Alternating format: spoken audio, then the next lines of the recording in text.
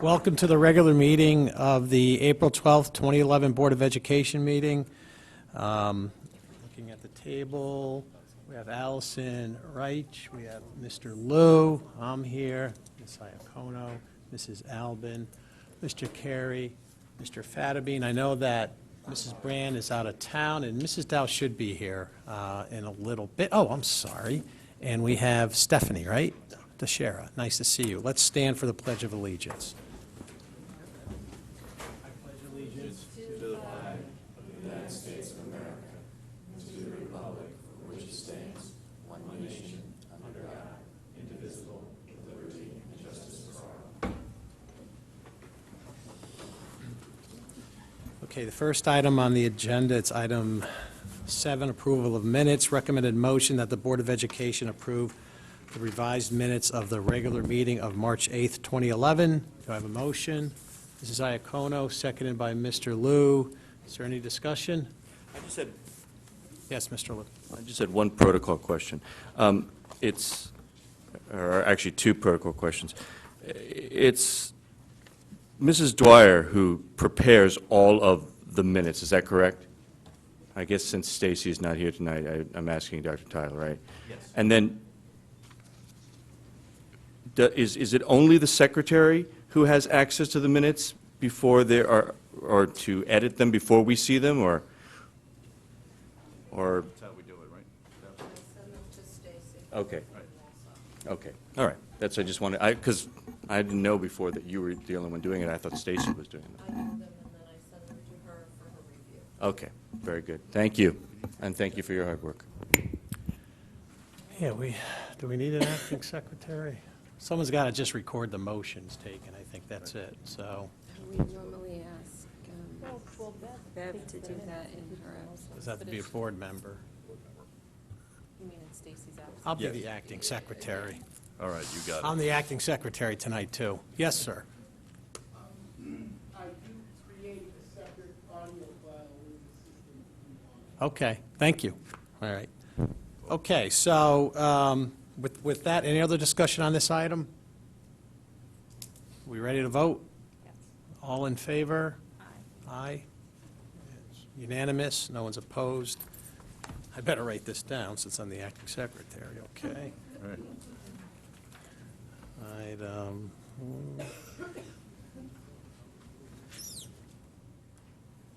Okay, moving on. We have student committee liaison reports, and we'll hear from Allison Reich. Allison? So a couple of weeks ago, we had a bunch of Spanish students come over and stayed with some kids, mostly AP students, but some freshmen, sophomores, and juniors. And they were here for a week, as well as 2 teachers with them. And I think over April break, we'll be sending some kids over to Spain to stay with those kids. It's an exchange program through our school. And then also in 2 weeks, I believe, there'll be some French kids coming over to stay with some students at our school. And then also, we've just started this new, group at our school called Project Post. And it stands for Promoting Optimism and Spreading Tolerance. A junior at Ludlow actually started it, and we basically have Post-it notes lying around the school, and people will write anonymous notes, nice notes, telling people to have a good day or giving compliments, no names, and we post them up on a bulletin board. So that's going really well. We're getting a lot of submissions. So this is just to promote tolerance at the school. Thank you. Stephanie Teixeira, Fairfield Ward High School Student Liaison. Hi, Stephanie. Hello. For academics, the third quarter ends tomorrow and report cards go out after spring break. There's going to be a badminton tournament tomorrow for physical education classes. Business education took second place in a junior achievement challenge, and there are 16 high schools competing, and we took second, so we did pretty well. And the math team qualified second in the Fairfield County Math League, and they also qualified for states. For athletics, the spring sports have just started, and for winter sports, the ski team, both girls and boys, won states, and Mike Sullivan won a state title for wrestling. For extracurricular, Battle of the Houses and War Day will take place on Friday. And Italian Day was today, and that also went well. It's pretty good. And then also 10 girls, 8 from Ward and 2 from Ludlow, qualified for FCCLA Nationals, which will take place in California for the summer, and I'm one of them. Thank you. Thank you very much. Mrs. Albin, any reports? I have no reports, but if I could just comment on something just as a thought for the food for thought for the future. In talking about the project taking place at Ludlow and to promote tolerance, perhaps we might like to change the word to promote acceptance. If we were to look at Webster's and what we're trying to achieve is more than tolerate things, but to actually accept things and accept people for whomever they are and however they come to us. Thank you. Sure. I believe that tolerance was just there, for the acronym of POST, like the Post-it notes. So. Thank you. Mrs. Brand is out of town. She did email us a report that board members received. Mrs. Dow, not present yet. Mr. Fattabine, any reports tonight? No, the Transportation Advisory Committee had been pretty quiet lately. Okay, Mrs. Iacono, anything?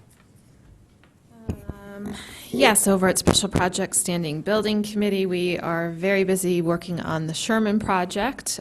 We just saw design plans. They're at 50% design development, I think. So, yeah, right, okay, good. Then we'll see 75%, and then we'll see 100%, and then we're planning on going out to bid May 1st. So keep your fingers crossed. Administration met with the architects, and they were very pleased with the designs that have come back so far.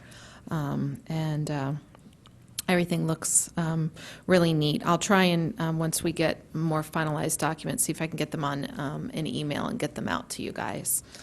Over at the RTM, I just want to remind everybody I sent you an email today. The RTM is hearing our budget right now in committee. Dr. Title and I were there last night till midnight. Answering questions, and Dr. Title gave a great presentation, answered questions for RTM members. I think it was very well received. We're there again tomorrow night. I think starting at 7:30 is the first time we go on. I encourage board members to come out and support our budget. It's our budget. So if you're able to attend, that would be great. And then, of course, they will discuss the budget as a full body on April 25th. And then they'll vote on May 2nd. And again, as I said in my email earlier to the board, I think it's important that all 9 of us are there supporting our budget as it moves forward through this process. We voted on it, we own it, and getting you those dates so you can mark your calendar so we could all, 9 of us, be in the front row showing our support for this. And regarding the Board of Finance, they approved funding for the capital project regarding the switches. They approved the Holland Hill boiler, and they approved the Tomlinson facade, and those have all moved on to the RTM, which are, again, currently being discussed in subcommittee and will be voted on April 20, or discussed on the 25th and voted on. Actually, I don't know what the protocol is on that, if they're going to vote on that on May 2nd or not. Let me get clarification. What else? The Board of Finance also approved money. They pulled it out of the capital request because they didn't think it was a bondable item, but they did feel it was worthy that we move forward with hiring an architect to investigate the roof repairs, the building envelope concerns over at McKinley School. So they pulled the money from contingency for that, put it in the Town Facilities Commission's hands, and that is moved on to the RTM for approval. And then they finalized the protocol for items that qualify for bonding. They've written that up, and they promised us that they would get that protocol out to all the board members. So, Mr. Matola, I expect we should be getting something soon from them that you can disseminate to the rest of the board. That's pretty much it. Thank you. Mr. Carey? Sorry. Must be me. Wow. Thank you. Facilities Technology Long-Term Planning Subcommittee has not met because our work product is currently before the full board. PTA Council met last week. Mrs. Iacono came and gave an update on the budget process, and there was a lengthy discussion about the Dora Wheeler Scholarship awards, which are given out every year, and the board greatly appreciates those efforts to help fund future education for our students. Thank you. Mr. Liu? Thank you. Fairfield Woods Middle School had its groundbreaking on Friday, and Principal Hatzis and the Fairfield Woods Building Committee hosted a great, fun event. Bill Sapone, Vic DiMaria, Kim Marshall, and Doreen Batamelli from the building project were there. Representing the Board of Ed was Sue Brandon and myself. Representing the administration was Tom Cullen and Sal Morabito. Also there was First Selectman Ken Flato and Board of Finance member Bob Bolito and a bunch of the town. And the project is really looking fantastic. If you've seen any of it, it really, if you get a moment to go by and take a look, it really gives you a great idea of the beauty and the efficiency of the design. There was a scheduled meeting for next Thursday, April 21st, but that's been canceled due to the spring break. And the next scheduled meeting for the Fairfield Woods Building Committee will be Thursday, May 5th at 7 o'clock, Fairfield Woods Middle School Library Media Center. Thank you, Mr. Liu. I don't have any reports, and Mrs. Zahn is not present, so we can move on to item number 9, Superintendent's Report, update of the 2011-12 proposed town capital improvement projects. Dr. Title. I call your attention to enclosure 2, which is like a scorecard of where each of these projects stands at the moment. Mrs. Iacono gave you the latest update and stole my thunder, but that's okay. So for each of these projects, you can see the school and project, where we started with it, when the Board of Ed took it, and you can follow its path through the different town bodies. And some, if there's a dashed line, it means that there's been no action taken on that item at this point. So basically what's in the hopper is the Holland Hill project. The Mill Hill one is kaput because Board of Selectmen didn't send it back. McKinley has an asterisk. Mrs. Iacono explained that. The siding project at Ludlow is kaput. The Tomlinson Middle School work is up for RTM right now. The playgrounds are done. So as of the moment, we have $265,000 of approved projects. This does not include the switches, because those did not generate from the Board of Ed. So this is like an internal document for trying to keep track of where everything was, and as it bounced around from Board of Selectmen to TFC to back to Board of Selectmen to Board of Finance. So that's just the update on that. Let me just sneak in one thing here before Bonnie comes up. You can come up and get settled if you'd like, Mrs. McQueen, on the financial report. I do want to share with the board, we're not completely done sort of figuring out what happened and why with the situation with the Tomlinson field trip last week. We still need to sort of review the whole event and look at where the breakdowns might have happened, where our policies and procedures are, and where those may need to be strengthened or changed. So this is more of a sort of factual update as opposed to, we haven't done a full review of the whole situation. But just to kind of be clear on the facts as we know them, last Tuesday evening around 7, our transportation department received an anonymous phone call that there might be a shortage of buses for the field trip the next day at Tomlinson.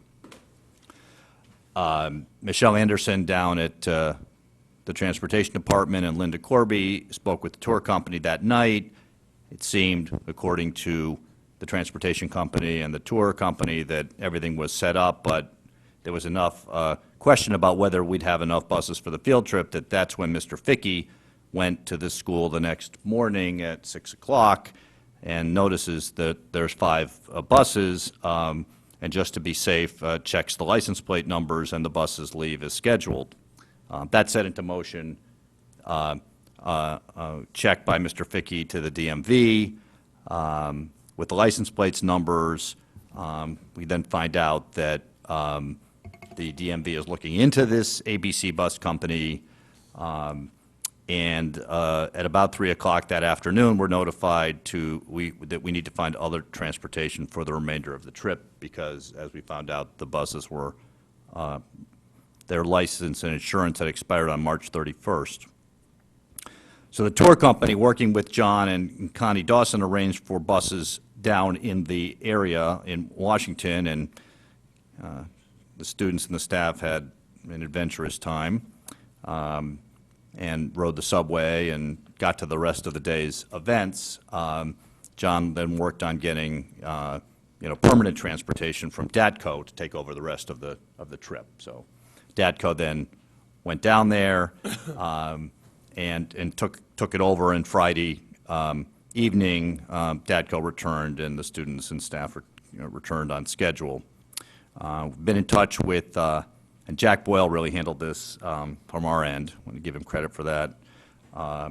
Working with Eileen Kennelly, the assistant town attorney, in terms of what our legal options may be to pursue recoupment of the money we paid. DATCO is going to charge us for the buses. DATCO didn't do this for free. And so we're working with her to draft a letter and to seek basically restitution from the tour operator, who's been used for many years successfully, and or the bus company. So that's in the works right now. But the staff and students were safe, able to enjoy and complete their field trips. And as I'm saying, we're looking at the whole picture. We do have a board policy about field trips, and we're going to look at that, and we're going to look at the procedures and see where the breakdowns might have happened on this, to see if there's something we should do differently going forward. So that's sort of an update on that. Bonnie. Thank you, Dr. Title. I refer you to enclosure number 3 in your board packet. This is an update to the financial report that was presented at your March 8th meeting, the new quarterly format reporting that we reviewed at that meeting. At this time of the year, as you know, and as we spoke about last month, we continue to monitor and refine all of our end-of-year projections and identifying our budget shortfalls and funding that we have earmarked to cover them. We are not requesting any board approval of transfers this evening. This will be done next month as we continue to update our estimates. Because of the normal timing process in receiving bills and processing hourly payroll, in many cases, the March 31st statement only reflects expenditures and payments made through the end of February or in some cases through mid-March. Some of it is as current as it can be. Payroll is always current through the end of the month. But a lot of these other things that we receive billing on would mean that we are actually not looking at a paid through March. It's more paid through end of February or perhaps mid-March. In the quarterly statement report, we have highlighted some of the object lines in the report and noted where we felt we would have balances to cover shortfalls. We've reviewed the percentage expended in each of the object lines to determine the appropriateness of the balance remaining at this point of the year, and we were able to justify any discrepancies that we looked at and said, does this really look right? There was a reason why and an explanation for the balances remaining, either expended or not expended within the accounts. Additional adjustments are going to be made this coming month to reflect any settled contracts. Funds for unsettled contracts that will be settled come out of the wage and benefit reserve, so we have money in that account, as you see on your financial statement, that will then be moved to or transferred to all the individual salary accounts for the contracts that have settled. If there are any questions at this time, I'd be happy to take questions, but we tried to highlight where we felt we were going to be seeing some shortfalls and balances The numbers, the dollar amounts, the more finite numbers of that will be on the report to you in May, along with a request for transfer. Any questions? I'd like to thank Bonnie for doing this. This is one of our initiatives this year, and we are going to send this over to the Board of Finance, Yes, we are. as they've requested in part of the budget process. And I also think the write-up is very clear, which is why there's no need to ask you questions about it. Great. So, thank you, Bonnie, very You're much. welcome. All right. Bonnie, is this your last board meeting? Is it? Officially, I guess it is. She's going to be back. I think we're going to see Bonnie again. So Maybe it's a make semi, appearances, okay. there's going to be a transitional period here. There will be. Right. I know that. I am twisting her arm to guide me through the rest of the budget process. So, but Bonnie, thank you.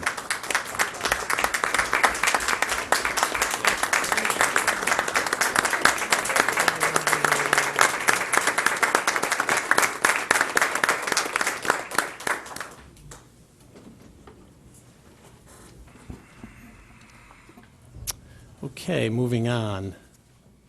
First read policies. Number 5514, administration of medication in the schools. Joanne and Andrea are going to take us through this one. Yes, good evening. Tonight, we have before you the first read of the policy of administration of medication in schools. Just a quick process issue. This policy, different from many policies, because of the town charter, all of our nurses are under the auspices of the Board of Health. And so this law changed in October, went into effect in October. The Board of Health, under Sans Cleary, with Sans Cleary and Joanne Ryan, Supervisor of Nurses, created this policy. It has been passed by the Board of Health. It has gone before our subcommittee, been reviewed by CABE, and we're asking that you approve it as it's written. We've provided with you in your board packet this week, we gave you, it's a pretty dense set of regulations, so we gave you a crosswalk of what's current and what changes and some potential implications in the hope that you could, it would help you understand what's different about this and some of the ways that might have implications for schools and for parents. Joanne Ryan, Supervisor of Nurses, is here tonight to answer any questions you may have. What I will tell you is that from the nurses' perspective, many of these things, all of the kind of logistics are already in place. So this is just fine-tuning some of the other staff members as we go forward, should you approve this policy at your next meeting. So Joanne Ryan is here to answer any questions you may have. And I'll leave it at that. Thank you. Do board members have questions? Mr. Carey. So, just as I read this the other day, for students, let's just give an example, diabetics, who self-inject insulin, is that something they'll be able to do in the presence of the nurse, or do they have to have the nurse actually do the injections as a result of this? No, our current policy allows students, many students with diabetes are on pumps, and so their insulin is administered via the pump. They either can self-administer with a doctor's order and parent permission and nurse assessment, or they come to the nurse and the nurse administers the bolus. In other cases, injectable insulin is given by the nurse. That's not a delegatable, there's no ability for the nurse to delegate that to teachers, the administration of insulin. But they can delegate testing of the blood glucose to teachers. Thank you. Anybody else? Okay. Seeing none, we'll move on. Thank you. Thank you. Thank you. Thank you, Joanne and Andrea. Next is 5124, transfers within Fairfield. All right, this is a policy that deals with what do we do with students who are students within the Fairfield Public Schools currently, and their family moves during the school year, and they want their child to remain in their prior school, and they've changed attendance zones. This happens quite a bit, and the current standard for an attendance zone, change in attendance area is a specific demonstrable need, which is a pretty high standard. And what we have found is that really, if you are a regularly enrolled student and you're already a Fairfield student and resident, and you want to stay in your last school, we really should just allow that to happen once the school year is started. It's almost always in the best interest of the student for that to happen. We already have space for the student because they're occupying a seat in a school. And it's always a big debate on our end about, at what point in the year would you let the kid finish the year? This is largely an issue at the elementary schools. It doesn't tend to happen much at the other schools. And realistically, we believe that it's almost always in the best interest of the child to be able to stay and complete that year. There's no transportation for that. And then at the end of that year, that's the natural transition point for an elementary kid to make the move. Actually, the way the policy is currently written, we are more, the student would have to leave immediately. The policy that we have for people who move out of Fairfield allows them to, if they've made it more than halfway through the year, to actually finish the year. So the policy is more generous to students who leave Fairfield than the policy as it's written for students within Fairfield. That struck us as odd. And so basically, if you're a family who's moved during the middle of the year, we'll let you stay as long as you provide the transportation. That's the big change to this policy. If it's something that happens in the summer, if you want more than just the end of the year, then you have to meet the demonstrable needs standard. Then there really has to be something, special and unusual about it. But that's really the gist of this. That was the intent of this, and I thank Paul for really helping with the wordsmithing on this one at the committee level. I think he really did help clarify this. So I think I'll just stop there and take any questions about it. Yes, board members have questions on this? Okay. Seeing none, we'll move on. Number 3, 4, Financial reports. 312, financial statements, quarterly reports. Yeah, this is perfect timing because you just heard it. We have two policies that they sort of overlap, but there's one that's called quarterly reports, and then the one right before it was monthly reports. And so we had a policy that says that we make reports monthly and another one that says report quarterly. And so it appears our practice is to do it quarterly. In fact, up to this year, we weren't doing it either of those. So we certainly don't need both. And then the question arose in the committee about, well, what if something happens between quarterly reports?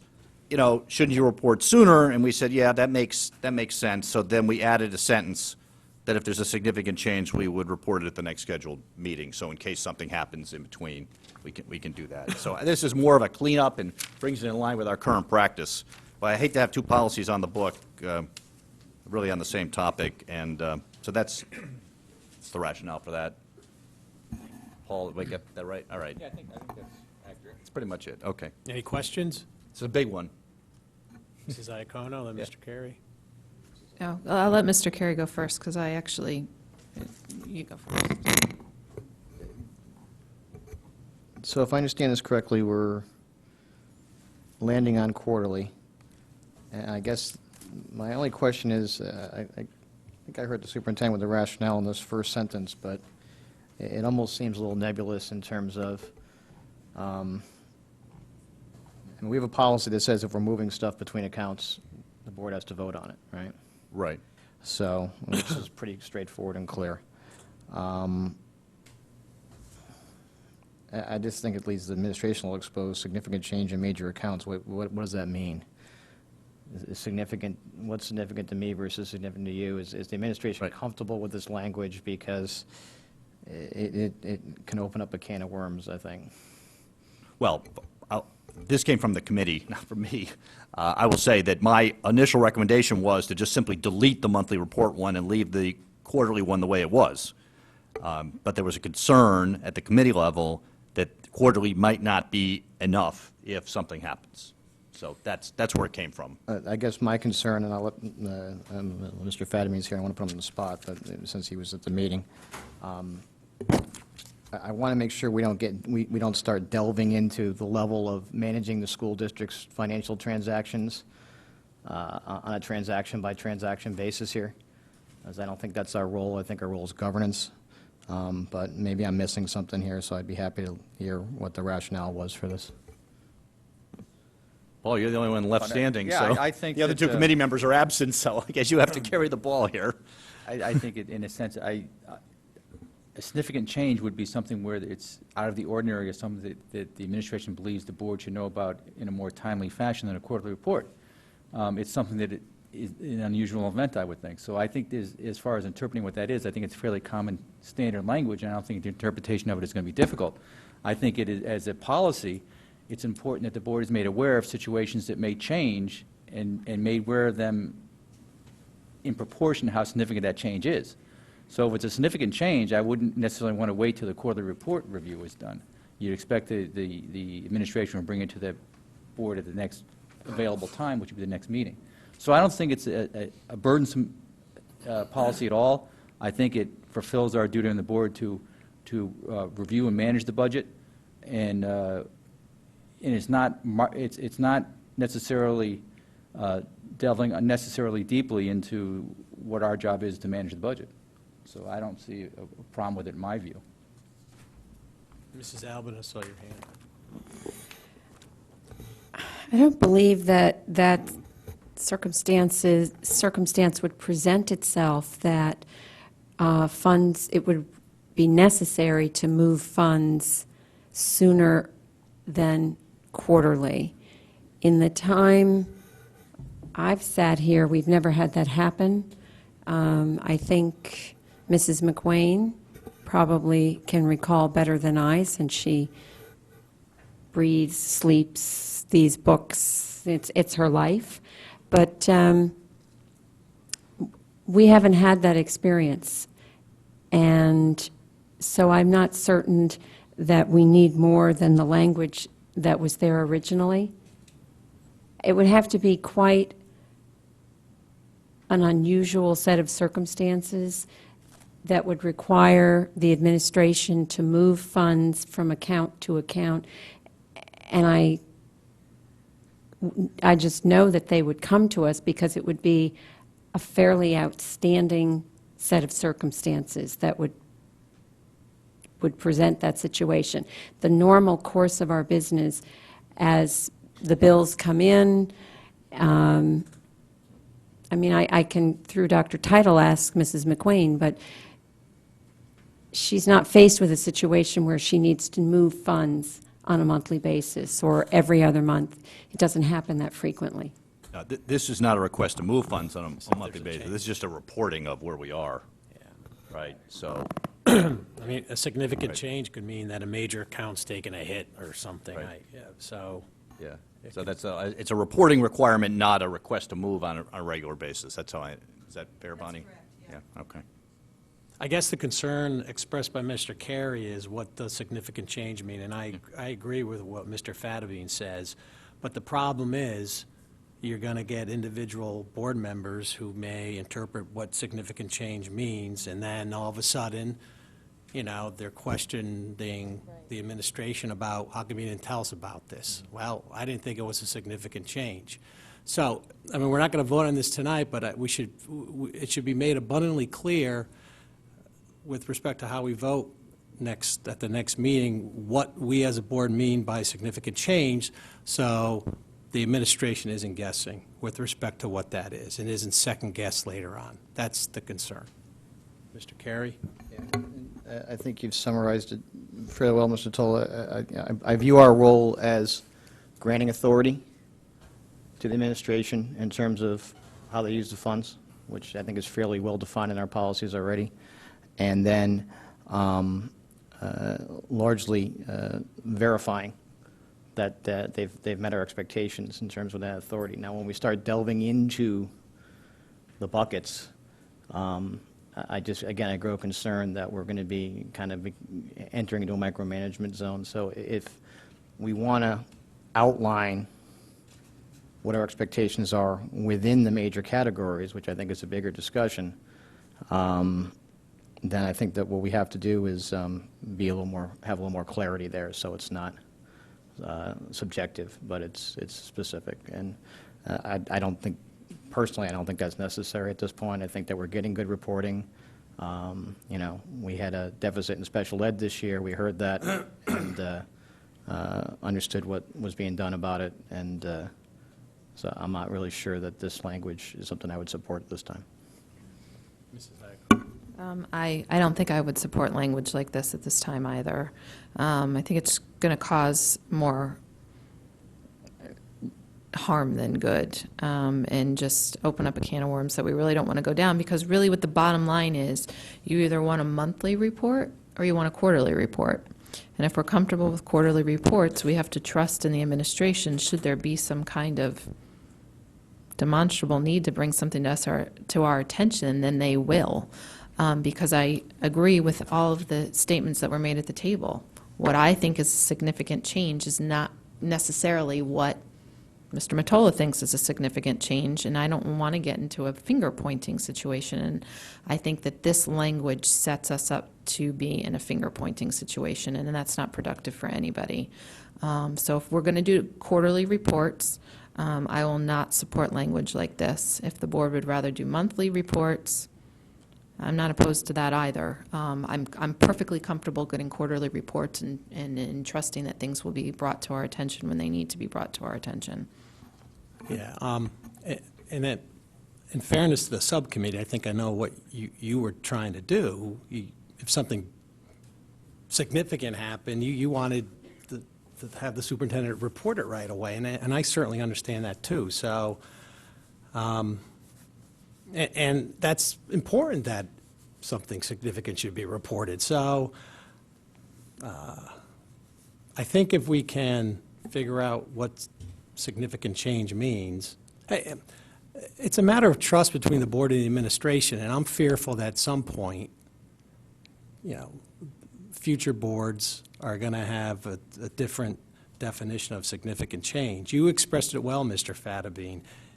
Your statements on this is almost like the legislative history, and I'm willing to go along with that, but I'm fearful of what could happen a year or two or three from now. That's my concern.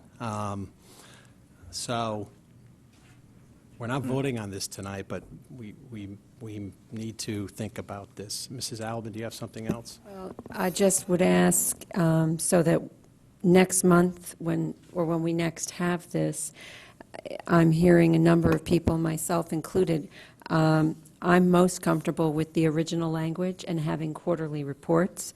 They've worked well for us for as long as I can remember. So if the language that's proposed in the red is before us when we vote on it, do we want to deal with it then, or do we have enough people concerned with the language and we want to send it to the committee to present back to us in its original language? I mean, how do you want to proceed, Mr. Chairman?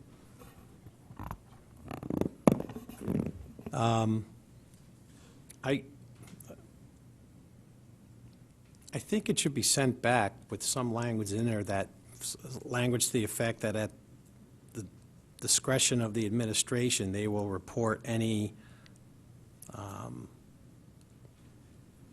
issues or something to that effect with respect to our major accounts, so that they're on notice that if something unusual happens, significant in their opinion, that they need to come to us. I think they would do that anyway, but I think maybe that's kind of the direction we should go. Mrs. Iacono? Can I just offer something?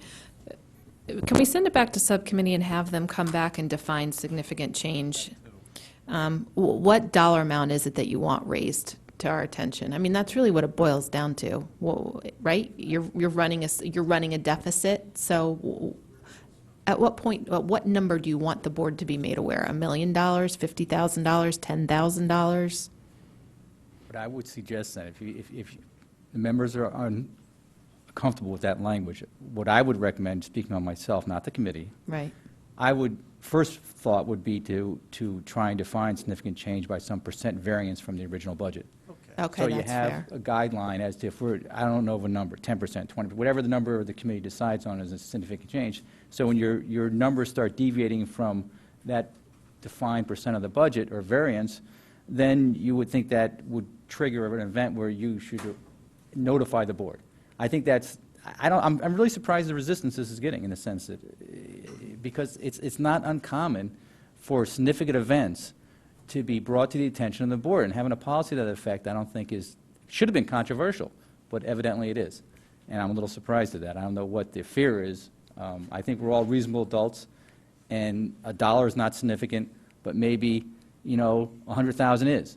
But I think that we can all agree in general what significant would be. And if people don't agree and it's not really significant, then hopefully they'd be in the minority.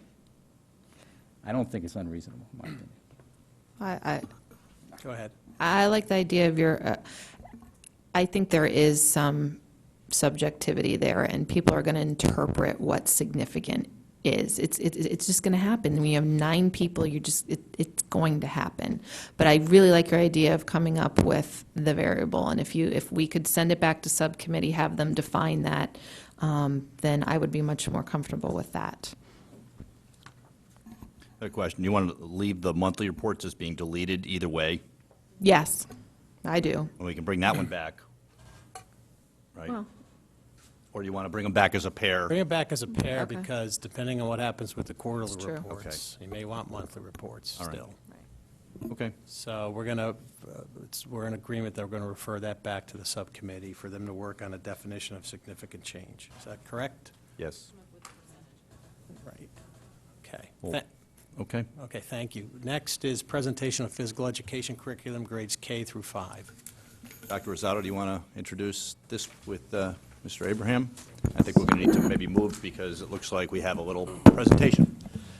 Thank you, Dr. Title. I am really pleased to introduce Mr. David Abraham. For those of you who don't know, Dave is our coordinator for physical education, pre-K through 12.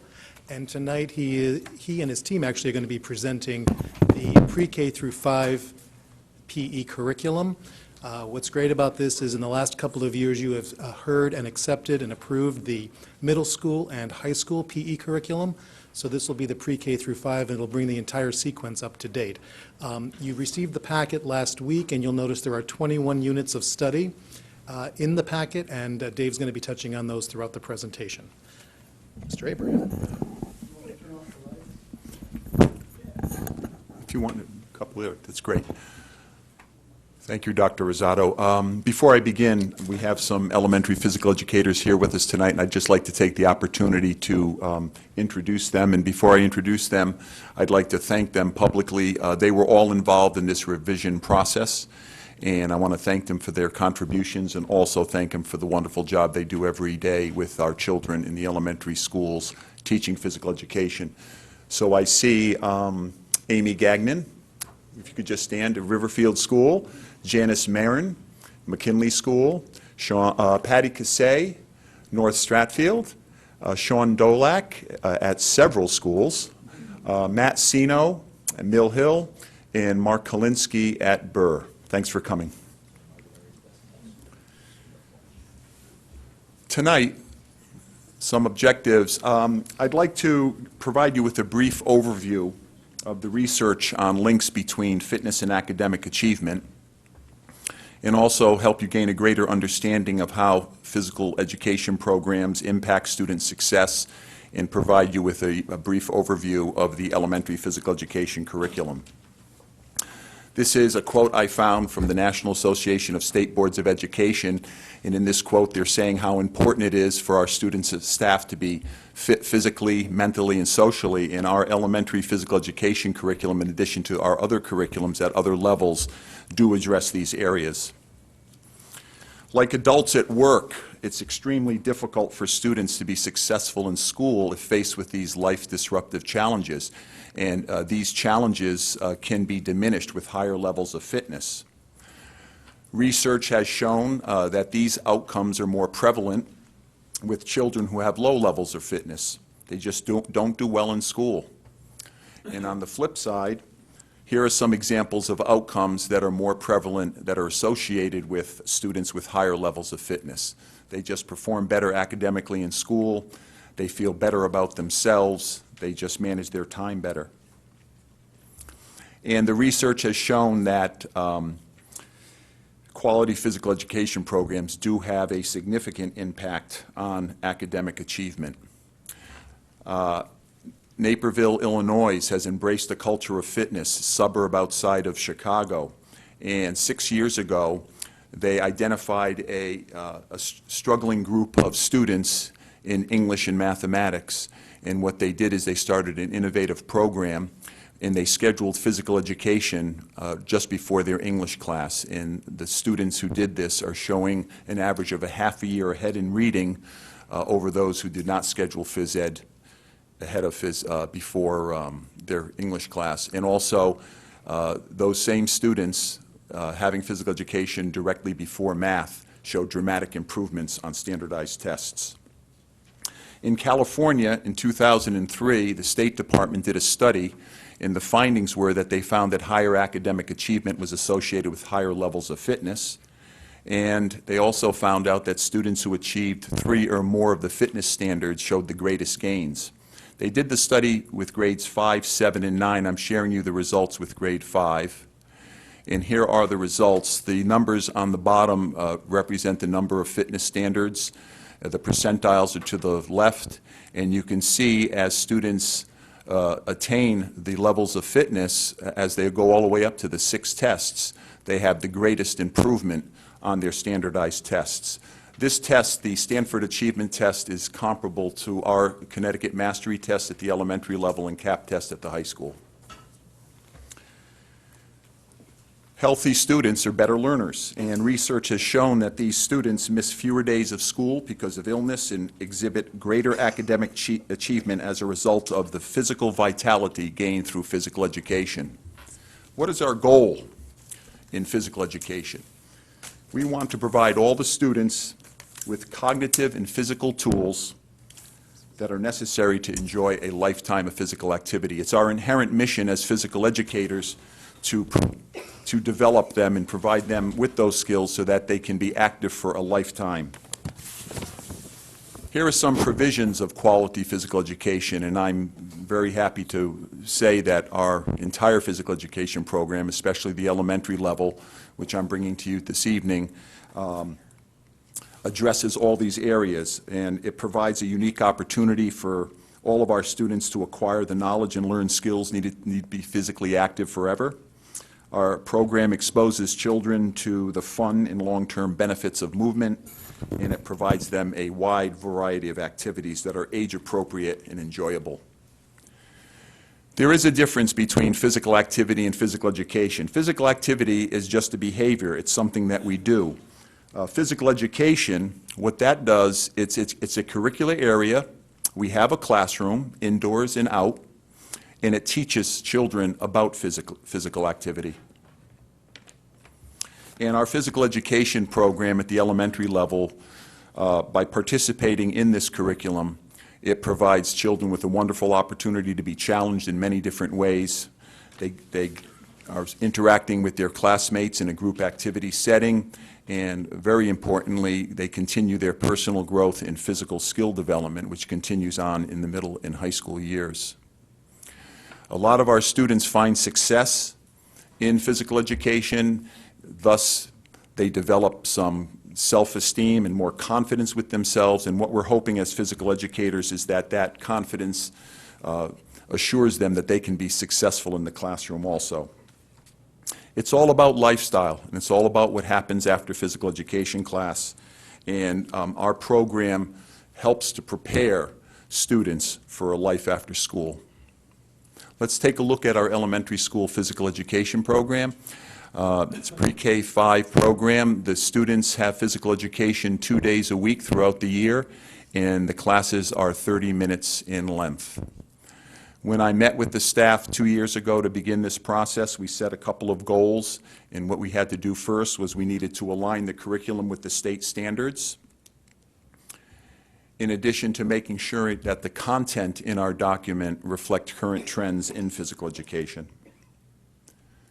These are our standards, the 6 standards, and our entire curriculum is tied into these state standards, and these standards were based on the National Physical Education Standards, and these standards are outlined within the Healthy and Balanced Living Curriculum Framework document, which you have which is included in your packet this evening, along with the curriculum document.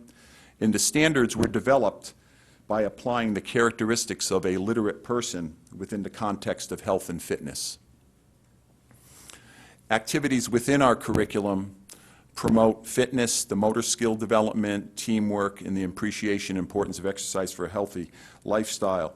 The skill development is so important because we want children to acquire skill development as they progress through school, because without it, they're going to be reluctant as adults to get involved in physical activity. So if they have skill development and they can get comfortable with some form of activity, they're going to be more apt to get involved in some type of activity as they get older. And a good elementary physical education program, which we have here in Fairfield, it should provide these things, and our curriculum addresses it. It provides them quite a variety. It challenges students, and it promotes learning. That a real key goal with ours is to get kids to feel better about themselves. Here is a list of the 21 units of study in our elementary physical education curriculum. It's a pretty extensive list. Those are included in your packet. To make it a little bit easier, if you take those 21 units of instruction, they will fall into one of these 6 areas. Fitness is ongoing throughout the year. It's addressed in almost everything that we do. There's a lot of movement experiences. Students have an opportunity to do things individually or involved in a team, a group effort. The body management is a real big part of our program that the students love, and we also provide some lifetime activities for them. What is our goal for the program in Fairfield? It's, again, to develop physically educated individuals. We want them to be active for a lifetime. We want to provide them opportunities to develop that skill so they can be comfortable being active for a lifetime. The program is designed that we have a lot of skill-developing activities, as you saw prior on that list. Physical fitness is a theme that exists throughout the entire curriculum, and our students have opportunities to participate in movement, individual, group, and lifetime activities. In the short time that we see our children, twice a week for 30 minutes, all we can do is really assist them with developing fitness, but we do encourage them to be involved in other activities outside of school when we're not in session. So that is a big emphasis on developing fitness. We expose them to a lot of different activities to develop that fitness and skills, and we're constantly promoting the importance of being physically active for a lifetime. But what's really important is the staff educates the students on the benefits. Students need to cognitively understand the risks of being inactive. So we try to emphasize that with our students throughout our entire program to try to drive home that point of being active forever. Some changes. In the old document, you had a conditioning unit. It's now called a fitness unit. Our old document had a gymnastics body control unit. That's now our body management unit. And we used to have a standalone juggling unit in our old document. That's now part of our circus activities unit. And the object control unit was a massive unit. It involved a lot of throwing and catching, a lot of the batting and striking and dribbling with hands and feet. So now that's been broken out into several different units. New additions, as I said, we now have a circus activities unit, which in addition to the juggling, balancing and spinning are part of that unit. Cooperative games, We have one of our content standards, number 5, responsible behavior in students exhibiting appropriate behavior and cooperating in group activities. The cooperative games unit really addresses that content standard. Backyard and multicultural games is a unit. Hula hoops we used to use way back when the curriculum document was developed many years ago, but now that's been a separate unit that we developed that provides guidance to the students in body awareness, and technology is new for us. This has been technology has been a wonderful enhancement for our program. Currently at the elementary schools, we are using pedometers, heart pulse monitors, and this year for the first time we're using a smart board in one of our classrooms. Pedometers are a tool, a wonderful tool to motivate students, and data collection is the focus and the focus is on step activity and intensity level. And here are some girls checking their step activity after doing some jumping of rope. And there's Miss Gagnon showing a student after she found out what her numbers are. She's going over to a chart which will kind of find out what category of intensity level she falls in. And that's the chart. It looks like it was the third one, a fox, so she did pretty good in class. That's quite a few steps for a 30-minute class. Heart pulse monitors, we have them mounted on stands like this. The physical education staff talks to children about heart health and what it takes to develop a strong and efficient heart.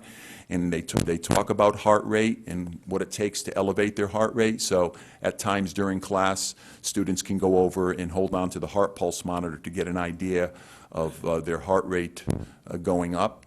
And this is another one that is mounted on a door. And we also have them kind of free. Here's a portable model that's made available in our classroom, and students can go over at any time to check their heart pulse, their heart rate. Smartboard.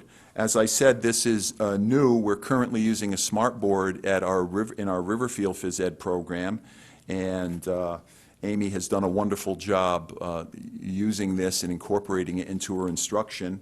It really is an enhancement to instruction. Data collection for assessment, the smartboard's being used for that, in addition to a video analysis for assessment. And here's an example showing how to hold a pedometer that you can open it properly. And here's a student after looking at the smartboard, opening her pedometer and checking her step activity.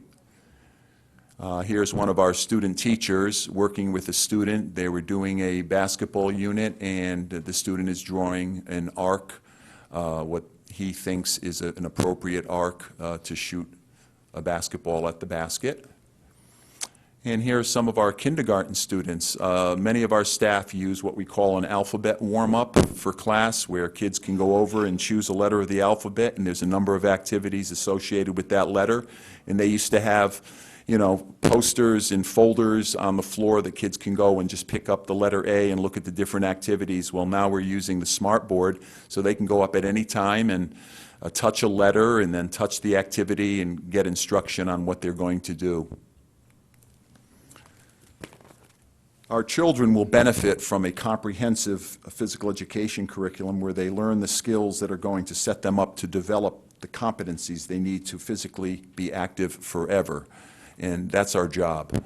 And as a result, our elementary school physical education program empowers our children in Fairfield with the knowledge and skills necessary to lead a physically active lifestyle outside of school, in turn having a positive impact on their learning and their community. Okay.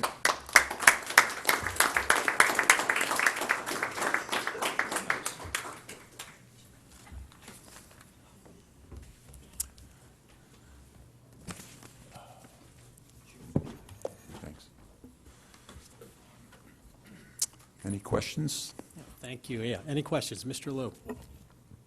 Just a couple quickly. Do we have a physical paper presentation that goes along with this? That actual presentation? Yeah. No? No. Well, I can get it for you. Or you could just email it. That would be great. I'd love Sure. to see it. Thank you. Yep. And the heart rate monitors and the pedometers, are those available in all the schools? The pedometers are, the heart pulse monitors, no. Many of our schools have it, but that is something, they're about $150 to $175, and unfortunately, that takes a big chunk out of the budget that the staff has. So a lot of the staff has used support for grants that they've written for them, or some PTA support. But our goal is to eventually get them in all of our schools. And so approximately how many do we have in the elementary schools? I can, Or you can email. I can email you with Sure. that information. I want to give you some accurate information. Thank you very much. You're welcome. And thank you for the presentation. Thank you. You're welcome. Mrs. Iacono. What's the state standard or the state requirement for the number of minutes that elementary students need to spend in physical education? Do you know that? I don't know that number. I can get that information for you. Okay. You have it, Amy? That's the recommendation.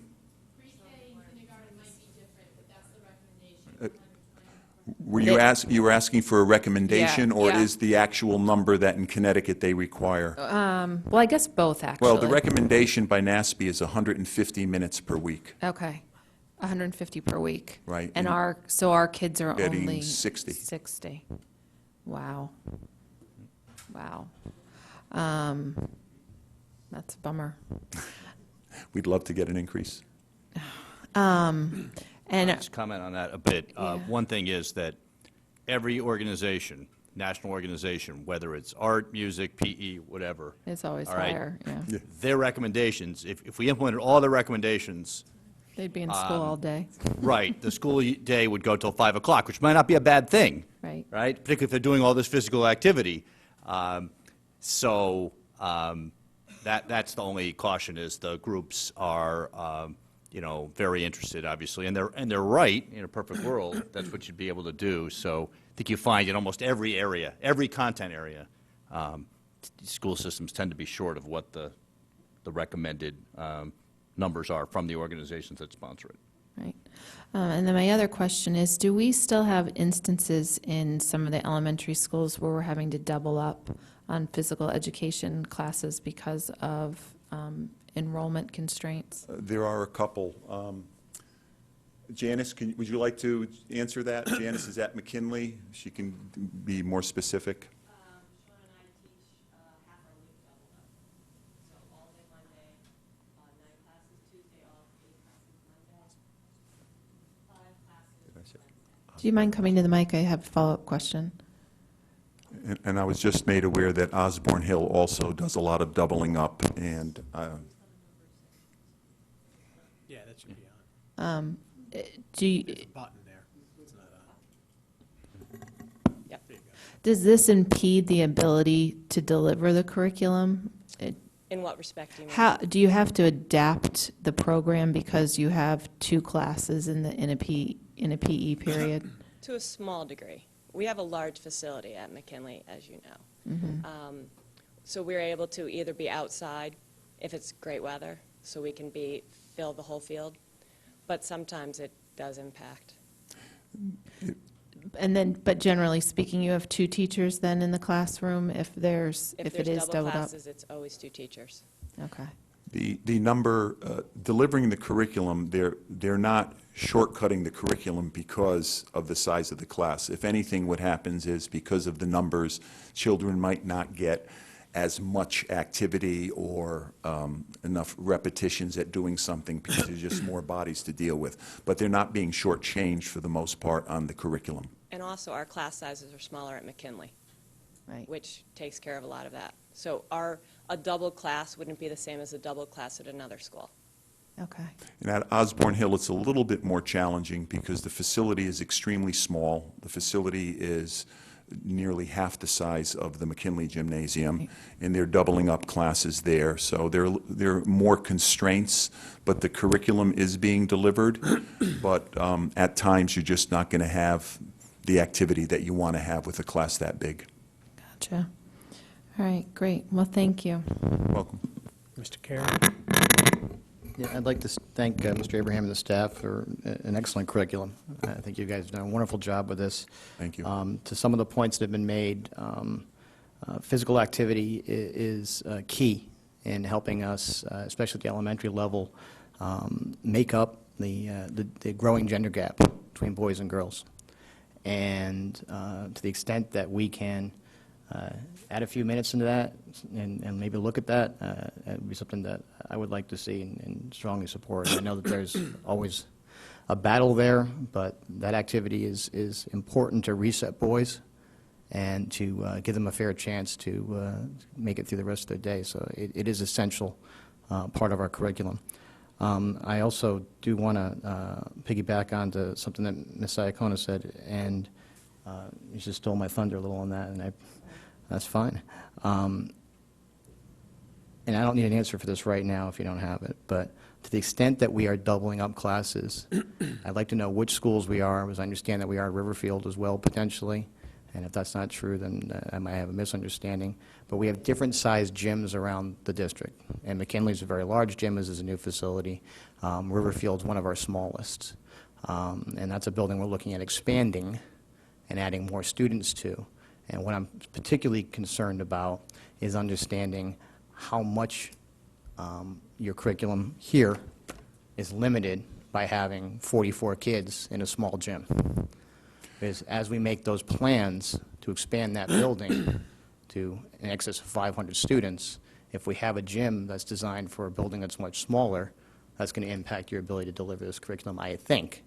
And we'd like to know a little bit more about which of the likely 7 to 8 elementary schools that are having those doubled up, or could potentially be having those doubled up classes, are having them, and then I'd like to know, to your, to the best extent you could tell us how much that's going to limit you in delivering the curriculum. I will provide you with that information as far as the number of schools that we're doubling classes. To just briefly answer what you had questioned about putting 44 students in a small gym. The staff does a wonderful job with the curriculum, but we're dealing with large numbers, and they have to adapt and they have to modify. Safety is priority, and they do a wonderful job of ensuring the safety of all of their students in the class. But you have to understand, if you're in a limited amount of space and you're dealing with more bodies, it's just going to be more difficult to do that. Not that they're not going to be able to, it's going to be challenging. And honestly, there may be some things in the curriculum that will be compromised because of space. And thank you very much. So to the extent that you can report that to us. And back to the board, to Mr. Matola, to fellow board members and superintendents, this is the type of data that's essential when we're going to town bodies to ask for money, because we have different learning spaces like auditoriums and gymnasiums that make the difference. Nationally, university presidents are extremely concerned that the balance in their acceptances is getting to 60-40 female-male, because boys are falling behind. And a key component of this, again, is physical education and being able for our students, for the limited amount of time that they have to be in a PE class, to actually get the full extent of it. And if we have different buildings that we're not able to deliver that program, then it's going to have a downstream effect in their ability to learn to read and do math and science. And we need to understand how those things connect and be able to deliver that information back to the town. So I don't think that we're just asking for frivolous things when we want to, for example, expand a gym on a building that we're expanding by its occupancy by 100 or 200 kids. So that's just something that I think that ties in with this nicely, and I'm hoping that we can convert that information to something that's reportable when we ask for our next building expansion. Thank you. Mrs. Iacono. I'd love to see, as you move forward, in developing your curriculum, and, I know you guys assess it, in a cycle, but thinking about morning exercises, literally, not just, the Pledge of Allegiance, but, where you start your day and everybody does jumping jacks or stretching or whatever it is. I'd love to see you look into that and see how viable that is in doing something like that. I know some people do it. But to the extent that you can tie it into curriculum and make that a regular thing, I think that would be good. Just that many more minutes that we can get in, because I really do think the physical activity is key. So, thank you. I think you guys do a fantastic job. Thank you. And we love Miss Gagnon at Riverfield. I know I'm not supposed to say that at the board table, but. Right. Yes. So you'll vote on that at the next Meeting, right. Okay, it's not an action item. Thank you. Thank you to the staff. Thank you. All right. Say we're on item 10C, date and time of Fairfield Ludlow High School and Fairfield Ward High School graduation. Recommended motion that the Board of Education establish Thursday, June 23rd, 2011, at 6 p.m. as the date and time of graduation for Fairfield Ludlow High School and Fairfield Ward High School class of 2011. Mrs. Albin, seconded by Mrs. Iacono. Hi, Mrs. Dow, how are you? Good to see you. Hopefully walking in. Any discussion on this? Can I ask just a question? Sure.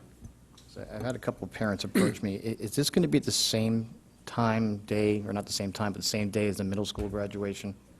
Because I've had some parents express concern that I because don't of think it ever has been. the winter dates, it might fall on the same day, and that It creates a has? problem with students. Same day, Same day. How many hours apart are they? I don't know. two hours at least. Usually the middle school's around 1:30, I think. They have enough time to get from one place to the other? And they only, the middle school graduation usually lasts about an hour, but, You know where I'm going with this, as long as they're not overlapping, so. and other years it's been the day before, and middle schools come back for a picnic on the final day. It varies at middle school. Mrs. Albin, Mrs. Iacono. It can be done. I did it. Not only as a parent, but as a board member. Right, yeah. I was just going to say the exact same thing. I've done it for the past 2.5 years. You sort of run around, but it works. And you know what, if you have family in from out of town, you kind of get it all done in one day. Okay, any other discussion on this item? So are we ready to vote? All in favor? It's unanimous.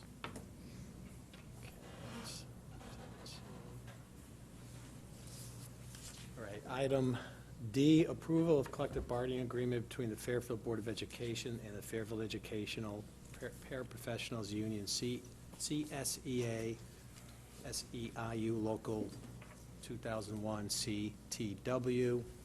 Recommended motion that the Board of Education approve the contract between the Fairfield Board of Education and the Fairfield Educational Paraprofessionals Union, CSEA, SEIU Local 2001 CTW for the period of July 1, 2010 through June 30th, 2013. And Mrs. Iacono, seconded by Mr. Liu. Any discussion? Seeing none, any, I should ask for public comment on the last matter, I apologize. Any public comment on this motion only?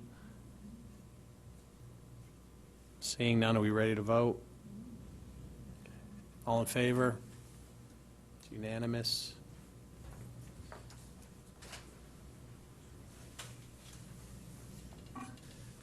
Okay, item E, approval of the collective bargaining agreement between the Fairfield Board of Education and the Information Technology Technicians, ASME Council 4, Local 1303, 439. Recommended motion that the Board of Education approve the contract between the Fairfield Board of Education and the Information Technology Technicians, ASME Council 4, Local 1303, 439 for the period of July 1, 2010 through June 30th, 2011.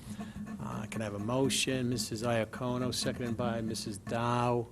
Any discussion on this item? Seeing none, any public comment on this item only? Okay, seeing none, are we ready to vote?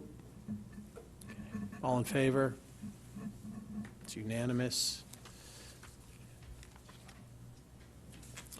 Next item, F, approval of educational specifications for Fairfield Ludlow High School window replacement rehabilitation project.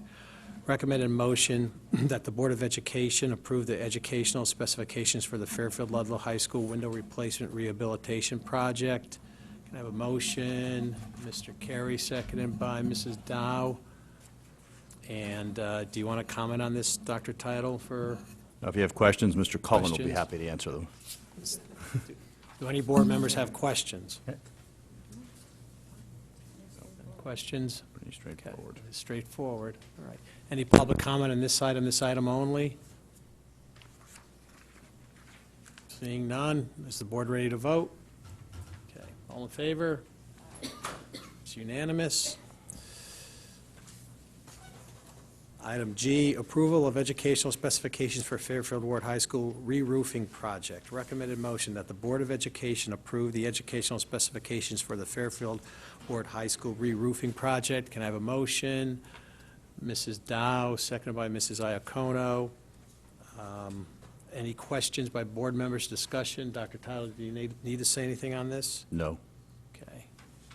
It's rather straightforward. Any discussion, questions by board members? Seeing none, public comment on this item only? Seeing none, are we ready to vote? Okay, all in favor? It's unanimous.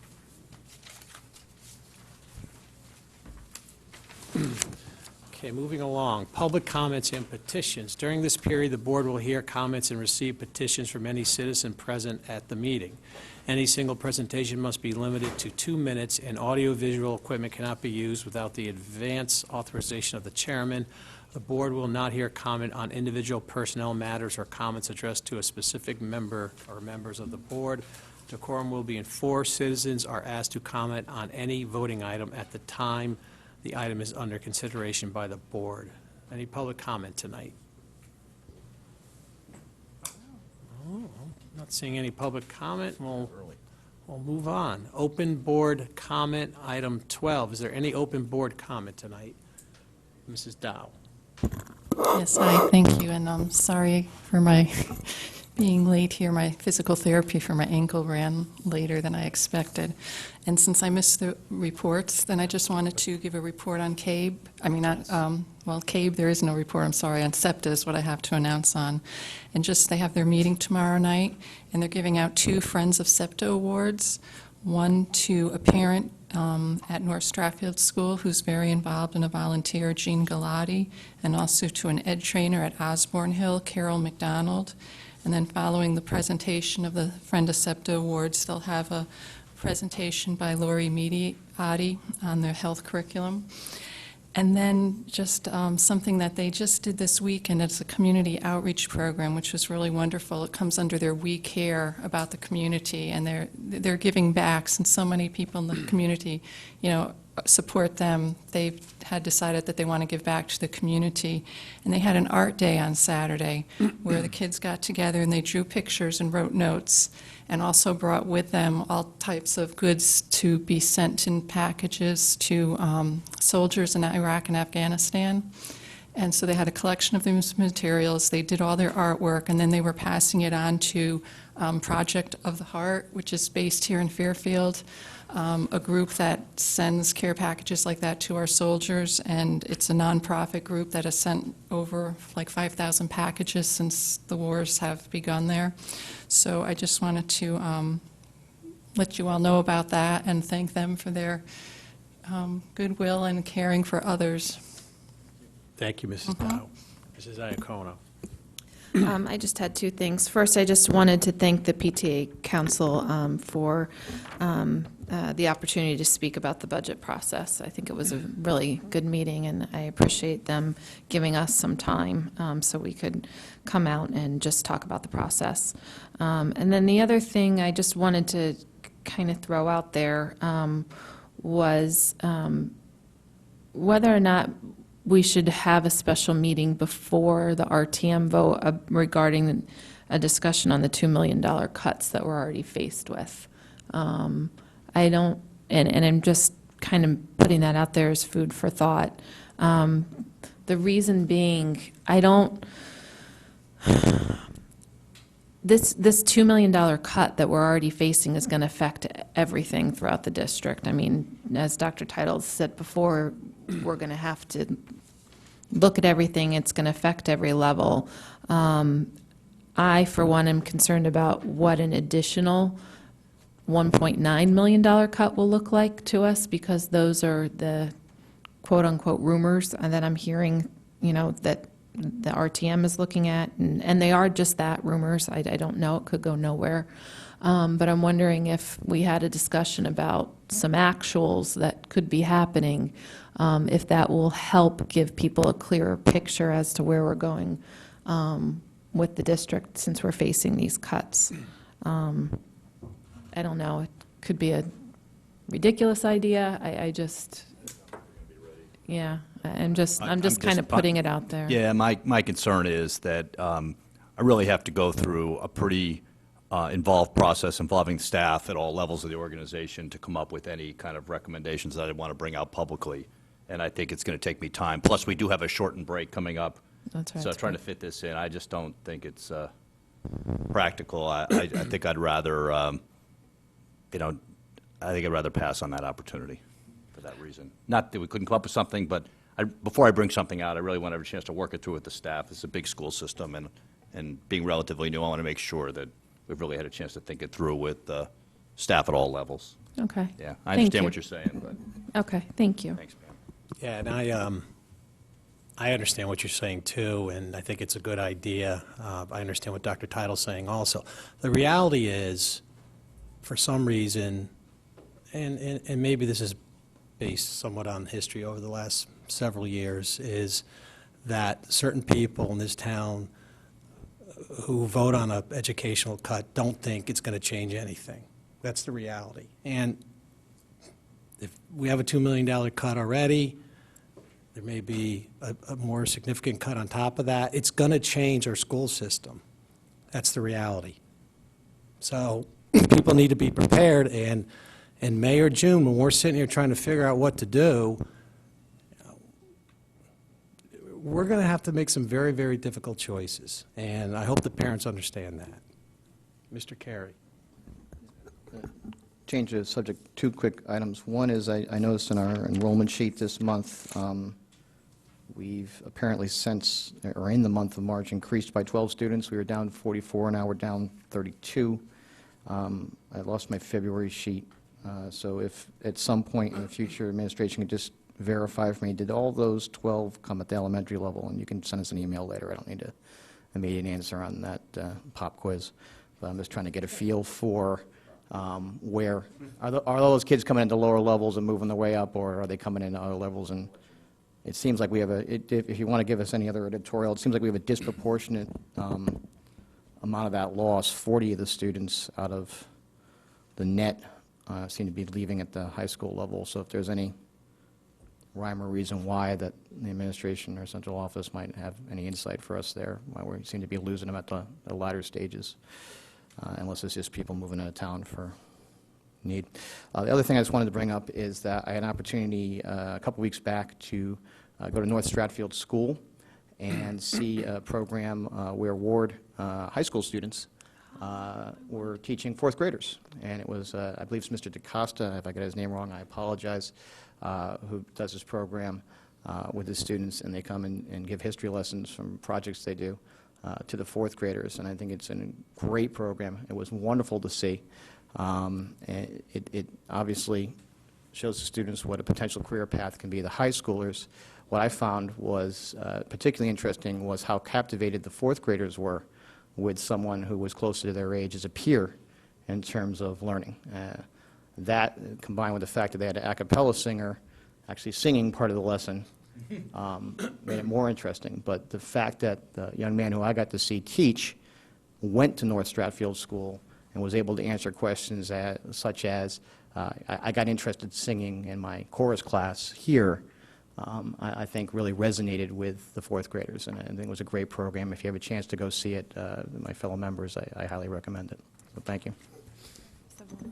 I'm sorry. Mrs. I'm just when you Iacono, thought go we were ahead. that which reminded me, I know, I'm sorry. I was in Mr. Flynn's civics class last week at Ward High School, and I had the opportunity to speak to high school students about government and Board of Education and some other political roles, and I see some of the kids here tonight. So I just wanted to say thank you, and it's so great to be able to do that. That's the fun part of being on the Board of Education and seeing all this stuff come to fruition. So thanks for being here tonight. Thanks for having me. Mr. Lou. Just to make the evening longer, Mrs. Brand and myself were also in Mr. Flynn's class, I guess on a different day because I didn't see you, Pam, but it was a lot of fun, and they asked great questions, and it was very exciting to see our students embracing the complex world in front of them. Thank you. Anybody else? Motion to adjourn? All in favor? Aye. Thank you. See you tomorrow night. We're at Independence Hall, right? In the